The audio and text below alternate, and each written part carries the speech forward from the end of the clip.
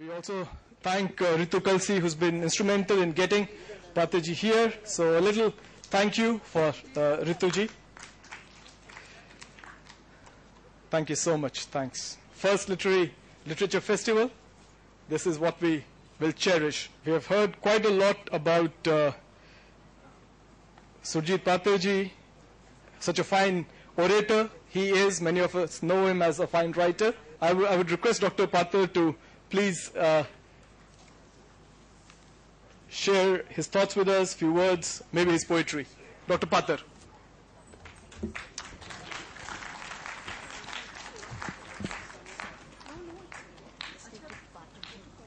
प्यारे दोस्तों, ਜਦੋਂ ਮੇਰੀਆਂ ਬਹੁਤ ਸਿਫਤਾਂ ਹੋ ਰਹੀਆਂ ਹੋਣ ਜਿਵੇਂ ਕਿ ਅੱਜ ਹੋ ਰਹੀਆਂ ਸੀ, ਤਾਂ ਮੈਂ ਇੱਕ ਲਤੀਫਾ ਯਾਦ ਕਰਦਾ ਹੁੰਨਾ ਜਿਹੜਾ ਇੱਕ ਦੋਸਤ ਨੇ ਮੇਰੇ ਬਾਰੇ ਬਣਾਇਆ ਸੀ। ਤੋ ਦੋਸਤ ਤੁਹਾਡੇ ਬਾਰੇ ਲਤੀਫਾ ਵੀ ਬਣਾ ਸਕਦੇ ਆ, ਜੇ ਦਿਲ ਕਰੇ ਤਾਂ ਤੁਹਾਡੀਆਂ ਸਿਫਤਾਂ ਵੀ ਕਰ ਸਕਦੇ ਆ। ਤਾਂ ਉਹ ਦੋਸਤ ਨੇ ਬਣਾਇਆ ਕਿ ਸੁਰਜੀਤ ਪਾਤਰ ਨੂੰ ਇੱਕ ਸਿਪਾਹੀ ਨੇ ਰੋਕਿਆ ਪੁਲ ਤੇ ਜਦੋਂ ਹਾਲਾਤ ਪੰਜਾਬ ਦੇ ਬਹੁਤ ਮਾੜੇ ਸੀ 84-85 ਚ, ਤੇ ਉਹਦੇ ਨਾਲ ਇੱਕ ਦੋਸਤ ਹੋਰ ਸੀ। ਉਹ ਕਹਿਣ ਲੱਗਾ ਕਿ ਇਹ ਤਾਂ ਜੀ ਸੁਰਜੀਤ ਪਾਤਰ ਹੈ, ਇਹਨੂੰ ਸਾਹਿਤ ਅਕੈਡਮੀ ਦਾ ਇਨਾਮ ਮਿਲ ਚੁੱਕਾ। ਤੇ ਸਿਪਾਹੀ ਨੇ ਮੈਨੂੰ ਸਿਰ ਤੋਂ ਪੈਰਾਂ ਤੱਕ ਦੇਖਿਆ ਤੇ ਕਹਿਣ ਲੱਗਾ, ਅੱਛਾ ਕੋਈ ਸਿਹਤ ਖਾਸ ਲੱਗਦੀ ਤਾਂ ਨਹੀਂ ਹੈਗੀ ਇਹਨੂੰ। ਤੋ ਇਹ ਲਤੀਫਾ ਮੇਰੇ ਬਾਰੇ ਵੀ ਹੈ, ਸਿਪਾਹੀ ਬਾਰੇ ਵੀ ਹੈ, ਦੋਨਾਂ ਬਾਰੇ ਹੈ। तो मैनू बहुत अच्छा लग्या। मैनू नहीं पता सी मैनू इन्ना बड़ा सन्मान मैनू उडीक रहा कि जिथे गुलजार सिंह संधू और नीलम मान सिंह चौधरी मेरे ते इदां दियां वाकां दी इदां दे शब्दां दी बरखा करनगे। और असल च ये दोनों शख्सियतां किसी तरह मैनू बनाउण वालियां विचों ने। गुलजार संधू होने तो मैंने बहुत जिस तरह बहुत मेरे उन्होंने दिन जो मैं शुरू किया सी लिखना कोई डालियां चो लंघिया हवा बन के उदों तो जानते और मैनू प्यार करते रहे और बहुत मेरा जिक्र करते रहे। सो इस तरह नीलम मान सिंह चौधरी कि मैं शायद मैनू थिएटर नाल ये सी कि मैं नावल बहुत घट पढ़दा, लेकिन नाटक या पोइटिक प्लेज मैं हमेशा बहुत लभ के पढ़दा। और जिस तरह मैं ग्रीक ट्रेजिडी तो शुरू किया, लेकिन जे मैं इन्हां नाल ना जुड़दा थिएटर च तो मैं शायद इन्ना कुछ थिएटर च ना करदा और बहुत सारे अनुवाद मैं ना करदा। तो सो जिथे मैं थिएटर लिए कुछ किया उत्थे थिएटर ने भी मेरे लिए बहुत कुछ किया कि थिएटर ने भी मैनू मेरी लैंग्वेज नू मेरे अंदाज नू होर अमीर करने विच हिस्सा पाया। सो मैं बहुत शुक्रगुजार हाँ शहदा जी का भी, सारे प्रबंधकों का और गुलजार संधू होना दा और नीलम मान सिंह चौधरी होना दा। तो मैं समझदा कि मेरी जिस तरह कविता मैं अपने आप को बहुत सियाना और सचेत कवि नहीं समझदा कि मैं बहुत कोई सोच समझ के लिखदा। और यह है कि एक जिहड़ी यादां दी बैंक है उहदे च बड़ा कुछ जमा हुंदा रहिंदा और किसी वेले अचानक वो फुट के बाहर आ जांदा। मिसाल तौर पर जिहड़ी गज़ल कुछ कहा था हनेरा जरेगा किवें, वो बहुत अचनचेत शुरू हुई। मैं तुहानूं सिर्फ एक उहदी शुरुआत शेयर करनी चाहना कि मैं लुधियाने दीयां पुराणियां कचहरियां चों लंघ रहा सी। इस वेले शाम जदों कचहरियां बंद हो चुकियां सी, वकील मुवक्किल जज सब घरां नूं जा चुके सी। सिर्फ मैं शॉर्टकट करन दी खातर उस कचहरी दे अहाते विचों लंघण लग पिया तां उत्थे बस वकीलां दे लकड़ दे खोखे सी जां कुछ रुख खड़े सी, दरख्त खड़े सी मूंह नेरे दे विच। ते मैनूं अचनचेत लगा कि ये दरख्त नहीं खड़े, ये तां वो लोग खड़े आ जिहड़े इत्थे इंसाफ लैण आए सी और इंसाफ दी उडीक करदे करदे हो दरख्त हो गए। तो पहला शेर इदां आउंदा कि इस अदालत च बंदे बिरख हो गए, फैसले सुनदियां सुक गए, आखो इन्हां नूं उजड़े घरी जाण हुण ये कदों ती कि इत्थे खड़े रहणगे। और दूसरा शेर भी नाल ही इदां दा कि इस की इंसाफ हौमियां दे पुत करनगे, की खामोश पत्थर दे बुत करनगे, जो सलीबां ते टंगे ने लथने नहीं, राज बदलणगे सूरज चढ़न लैणगे। सो कविता लिखण च तुहाडा अचेत मन ते सुचेत मन रल के ही हिस्सा पाउंदे आ। जे कभी कवे कि मैं अपने जोर नाल कविता लिख लूँगा जां मैं अपनी अकल नाल कविता लिख लूँगा, कल्ली अकल नाल, तां ओह संभव नहीं। तो इस तरह जिस तरह ये नज़म है, जदों पाश की हत्या हुई तो असी PAU के हॉल च असी एक शोक सभा बुलाई। तो वो बड़ा वड्डा हॉल सीगा और जिथे जो कभी पाश जां संत राम उदासी जो लहर की चढ़त सी वो आउंदे तो वो हॉल पूरा भर जांदा, लेकिन वो शोक सभा दे विच 12 ਜਾਂ 13 लोग आए, जिन्हें कि सारे एक छुपी हुई बंदूक तो डर रहे और कि सानू कोई देख ना रहा होवे कि असी शोक सभा विच जा रहे हैं। तो खैर वो वाकया हो गया, शोक सभा हो गई। ते अचानक मेरे होंठा ते एक दिन उस वाकये नू शायद याद करदे मेरे ये शेर आए कि एक लर्जदा नीर सी वो मर के पत्थर हो गया, एक लर्जदा नीर सी वो मर के पत्थर हो गया, दूसरा इस हादसे तो डर के पत्थर हो गया।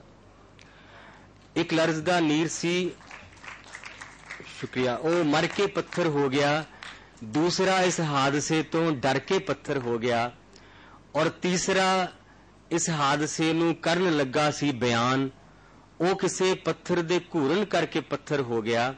और एक शायर बच रहा, एक शायर बच रहा, संवेदना संग लर्जदा, इन्ने पत्थर वो तो गिनती करके पत्थर हो गया। कि वो शायरी यानी ਉਹਦੇ ਵਿੱਚ कुछ उस हाल का जिक्र नहीं, पाश का नाम भी नहीं, लेकिन वो मैनू पता है कि उस सारी ओदी जिहड़ा ओदा पिछोकड़ है जां ओदा जो पस मंजर है वो मेरा जो देखिया हुआ नज़ारा सी कि किद्दां लोग उस वेले पथरा रहे सी।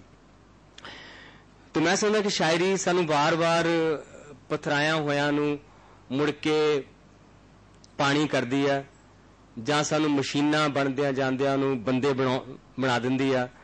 सो इस युग विच कदी कदी लोग कहंदे कि बई पोइट्री लोग नहीं पढ़ रहे जां कविता नहीं पढ़ रहे। मैं समझदा कि हरेक युग विच पोइट्री नू इन्ना की पढ़िया जांदा। मैनूं अपने कॉलेज दिनां दा याद है कि उदों भी कोई असीं बहुते ज़्यादा नहीं सी कविता दे शकीन, थोड़े जे शकीन हुंदे आ, और कविता हमेशा जिंदा रहेगी जब तक मानवता जिउंदी आ। कविता की लोड़ मानवता नूं रहेगी, और किसी ना किसी रूप विच, भावें फिल्मां दे रूप च जां अज जो कुछ भी गाया जा रहा उहदे रूप च कविता साडे नाल आ। बेशक उहदा असीं कदी कदी उहदे स्टैंडर्ड बारे संदेह करदे हां, लेकिन मैं समझदा कि हरेक युग की कविता का एक मुहांदरा हुंदा। और मैनूं याद है कि छपार का मेला एक बारी असीं अटेंड कीता लुधियाने दे कोल, तां उत्थे 7 अखाड़े लगे हुए सी। एक अखाड़े विच कौलां दा किस्सा गाया जा रहा सी, एक अखाड़े च बोलियां पाईयां जा रही सी, एक अखाड़े च सिर्फ जिहनूं आपां कहने कि वलगर जां अश्लील बोलियां दा अखाड़ा भी सी। लेकिन वो 7-8 अखाड़ियां चों एक अखाड़ा सी, वो कोई सेंटर च नहीं सी, और उत्थे भी बहुत थोड़े जे बंदे खड़े सी। लेकिन साडे युग च आके होया कि कमर्शलिज्म ने वो सारे कुछ नूं सेंटर च लै आंदा जिहदा सिर्फ एक कोने च सी।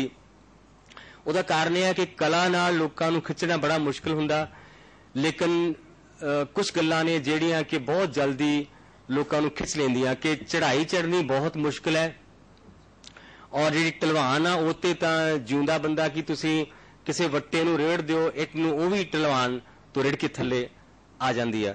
ਸੋ ਮੈਂ ਸਮਝਦਾ ਕਿ ਇਸ ਸਾਡੇ ਸਮੇਂ 'ਚ ਥੋੜ੍ਹੀ ਜਿਹੀ ਕਵੀਆਂ ਨੂੰ ਹੋਰ ਲੋਕਾਂ ਦੇ ਨਜ਼ਦੀਕ ਆਉਣ ਦੀ ਲੋੜ ਹੈ ਕਿ ਜੇ ਅਸੀਂ ਲੋਕਤਾ ਨੂੰ ਆਪਣੀ ਕਵਿਤਾ 'ਚ ਥਾਂ ਦੇਵਾਂਗੇ ਤਾਂ ਲੋਕ ਵੀ ਸਾਡੀ ਕਵਿਤਾ ਨੂੰ ਆਪਣੇ ਦਿਲਾਂ ਵਿੱਚ ਥਾਂ ਦੇਣਗੇ।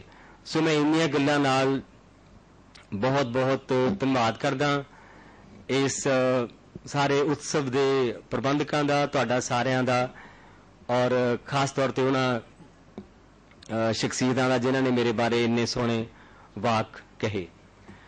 तो एक मैं छोटी जी नज़म पेश करके फिर मैं तुहाडे कोलों आग्ञा लेना। सो एक छोटी जी नज़म है, बड़ी बारी पढ़ी है, लेकिन मेरा फिर उन्हें पढ़ने अज ही करता कि वो सी कि मेरी मां ते मेरी कविता, कि मेरी मां नू मेरी कविता समझ ना आई, भावें मेरी मां बोली विच लिखी हुई सी। मेरी मां नू मेरी कविता समझ ना आई, भावें मेरी मां बोली विच लिखी हुई सी।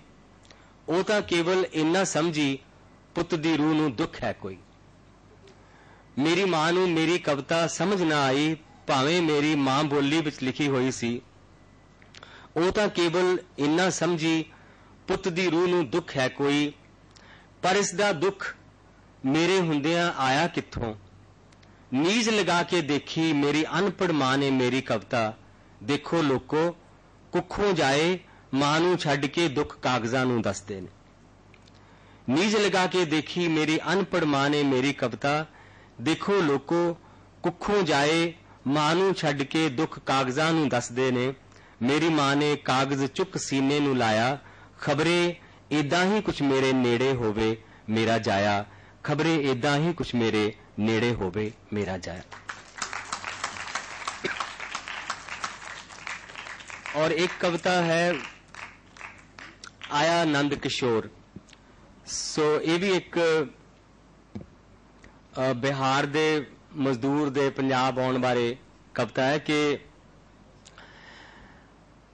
पिछे पिछे रिजक दे आया नंद किशोर, पिछे पिछे रिजक दे आया नंद किशोर, चल के दूर बिहार तो गड्डी बैठ सियाल दा नाल बथेरे होर। पिछे पिछे रिजक दे आया नंद किशोर, चल के दूर बिहार तो गड्डी बैठ सियाल दा नाल बथेरे होर। रामकली भी नाल सी, रामकली भी नाल सी, सुगड़ लुगाई नंद दी। लुधियाने दे कोल ही एक पिंड बाड़ेवाल विच जड़ लगी ते पुंगरी, रामकली दी कुख चों जन्मी बेटी नंद दी, ना रखिया सी माधुरी। रामकली दी कुख चों जन्मी बेटी नंद दी, ना रखिया सी माधुरी। कल मैं देखी माधुरी उसे पिंड स्कूल विच, गुत्तां बन के रिबन विच, सोहनी पट्टी पोच के ऊड़ा ऐड़ा लिख रही। कल मैं देखी माधुरी उसे पिंड स्कूल विच, गुत्तां बन के रिबन विच, सोहनी पट्टी पोच के ऊड़ा ऐड़ा लिख रही। ऊड़ा ऐड़ा लिख रही बेटी नंद किशोर दी, किन्ना गूढ़ा साख है अखरां दा ते रिज़क दा। किन्ना गूढ़ा साख है अखरां दा ते रिज़क दा। पर इसे पिंड दे लाडले पोते अक्षर सिंह दे बह बापू दी कार विच लुधियाणे आमदे कॉन्वेंट विच पढ़ रहे ABCD सिखदे। ABCD सिखदे पोते अक्षर सिंह दे, किन्ना गूढ़ा साख है अखर अते आकांक्षा। पिछे पिछे रिजक दे आया नंद किशोर, चल के दूर बिहार तो गड्डी बैठ सियाल दा नाल बथेरे होर।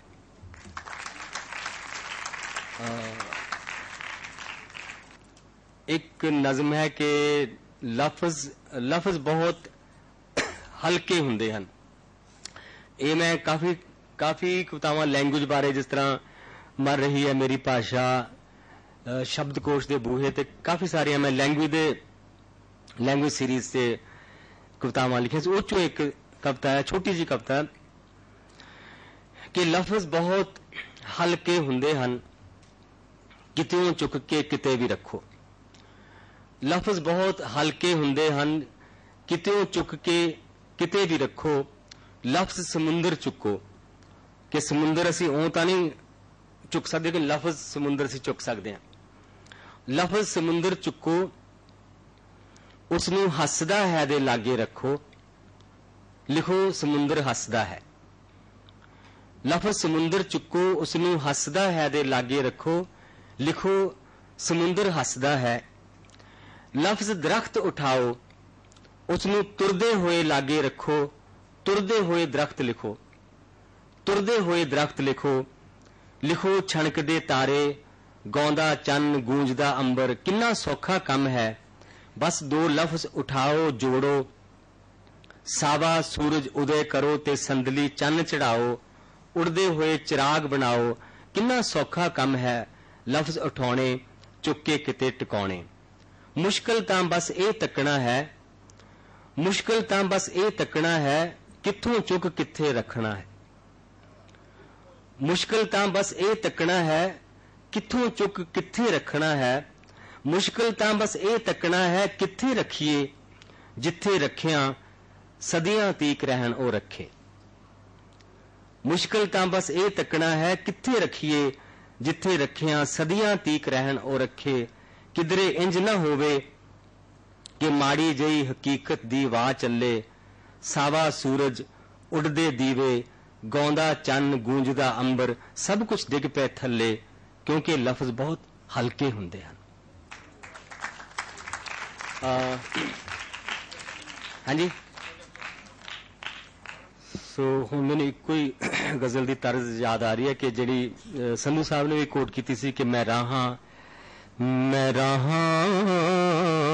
ते नहीं तुरदा, मैं तुरदा हां तारा बनदे, युगां तो काफिले आउंदे, इसे सच दे गवाह बनदे। मैं राहां ते नहीं तुरदा, मैं तुरदा हां तारा बनदे, युगां तो काफिले आउंदे, इसे सच दे गवाह बनदे। और शेर सुनना। ए तपदी रेत दसदी है कि रास्ता ठीक है मेरा, ए तपदी रेत दसदी है कि रास्ता ठीक है मेरा। ए सड़दे पैर ठरदे दिल, ए सड़दे पैर ठरदे दिल, मेरे सच दे गवाह बनदे। मैं राहां ते नहीं तुरदा, जो लो मत्थे चो फुटदी है, ओ असली ताज हुंदी है। जो लो मत्थे चो फुटदी है, ओ असली ताज हुंदी है। तवी दे तख्त ते बैके ही सच्चे पातशाह बनदे। मैं राहां ते नहीं तुरदा, ए पंडित राग दे तां पिछों सदियां बाद आउंदे ने। ए पंडित राग दे तां पिछों सदियां बाद आउंदे ने। मेरे होके ही पहलां तां मेरी वंजली दे सा बनदे। मैं राहां ते नहीं तुरदा। और इहदा आखिरी शेरा मकते तो पहला। कदी दरियाए कल्ला तय नहीं करदा दिशा अपनी। कदी दरियाए कल्ला तय नहीं करदा दिशा अपनी। जमीन दी टाल जलदा वेग ही रल मिल के राह बनदे जमीन दी टाल जलदा वेग ही रल मिल के राह बनदे। और मक्ता पेश है। हमेशा लोचिया बनना तुहाडे प्यार दे पात्र हमेशा लोचिया बनना तुहाडे प्यार दे पात्र कदी ना सोचिया आपां कि ओ बनदे जा बनदे मैं राहां ते नहीं तुरदा मैं तुरदा हूं तारा बनदे। सो बहुत बहुत शुक्रिया इस बार से। If you want a complete, unadulterated literary experience, you only have to listen to Surjit Patra for 15 minutes. Thank you so much, sir. Now is the time to break for tea. We're just 1 hour late, and I hope it's not very cold. We will come back after 15 minutes, and we'll resume with our second session. It's tea time now. Thank you so much.